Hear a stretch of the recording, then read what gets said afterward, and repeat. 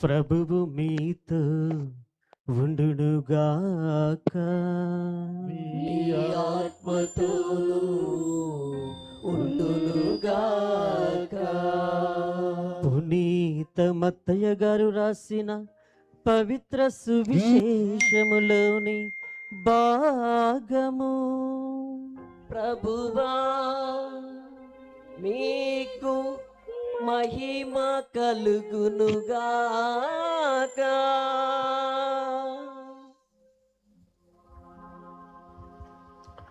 మత్తయి సువార్త 18వ అధ్యాయము పరిశుద్ధ వచనములు 1 నుంచి 6 వరకు మరియు 10వ వచనము. ఆ సమయమున శిష్యులు యేసు వద్దకు వచ్చి, పరలోక రాజ్యమున అందరికంటే గొప్పవాడు ఎవడు అని అడిగిరి. యేసు ఒక బాలుని తన యొద్దకు పిలిచి వారి మధ్యన నిలిపి, మీరు పరివర్తన చెంది చిన్న బిడ్డల వల్లే రూపొందిననే తప్ప పరలోక రాజ్యమున ప్రవేశింపరని మీతో వక్కానించుచున్నాను. కాబట్టి తనను తాను తగ్గించుకొని ఈ బాలుని వలె రూపొందివాడే పరలోక రాజ్యమున గొప్పవాడు.